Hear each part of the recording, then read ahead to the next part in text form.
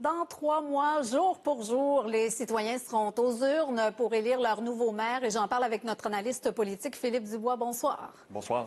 Parlons d'abord de cette nouvelle candidature à la mairie de Lévis. Gilles Lehouillier était quand même confortable. On avait entendu des rumeurs que l'ancienne ministre Dominique Vien se présenterait. Et finalement, c'est M. Eladji Diarra qui est un peu moins connu. Bien, effectivement, on a beaucoup parlé de la possible candidature de Mme Vien. Ça leur aurait donné une course entre deux anciens députés libéraux. Je pense que l'attention aurait été soutenue là, face à cette course entre deux anciens collègues. Maintenant, Repensons Lévis nous arrive avec une candidature qui est intéressante, quelqu'un qui vient du milieu à la fois des finances et du communautaire. Le grand défi, ça va être de présenter cette personne-là comme le plan A et non pas comme la solution de rechange. Oui, exactement.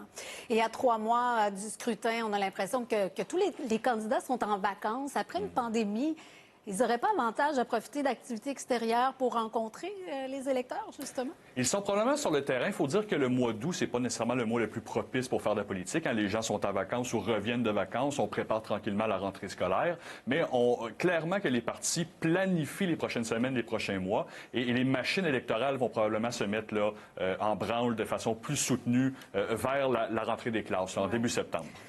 Fin du mois d'août, début septembre, effectivement. On connaît les 5 candidats à la mairie de Québec. Le maire Labaume est persuadé que le tramway, c'est officiel. Jean-François Gosselin, avec son métro léger, peut-il faire changer les choses? M. Gosselin s'est donné un grand mandat, c'est-à-dire d'imposer la question du transport, mais particulièrement du moyen de transport comme la question de l'urne. Il veut que les gens se prononcent là-dessus.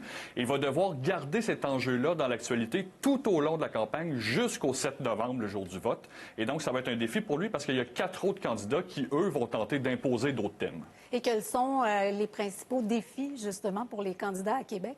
Pour tous les partis, je pense qu'il ne faut rien prendre pour acquis. La campagne est encore jeune. En fait, elle n'est pas officiellement commencée. Les choses peuvent changer. Mais pour Mme Savard, clairement, il faut garder le momentum. Elle se présente comme une candidate rassembleuse et ça semble lui coller à la peau. M. Gosselin, ça sera toujours d'imposer son thème et de répéter que son projet est meilleur que les autres.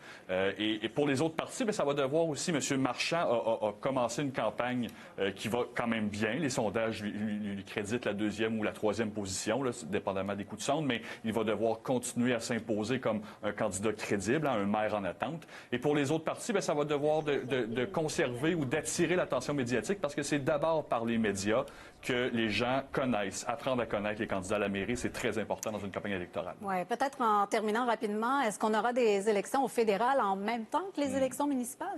Grande question, et ça serait, je dirais, dommage pour les deux paliers. Parce que lorsqu'on arrive avec 2 élections qui se chevauchent ou qui se suivent, mais évidemment, les gens, il y a un risque qu'ils décrochent. C'est pas le sport national préféré de tous les Québécois, les élections. C'est 2 paliers où il faut faire un effort peut-être un peu plus supplémentaire pour aller chercher l'information, pour se faire une idée. C'est pas comme les partis québécois, on est habitué de savoir qui se positionne où. Et donc, avoir 2 élections qui se chevauchent ou qui se suivent, ça pourrait avoir un impact négatif pour le taux de participation. On verra bien. Alors, merci beaucoup d'avoir été avec nous. Quand même, le 7 novembre, ça s'en vient assez vite. Oh oui, bonne soirée. Merci.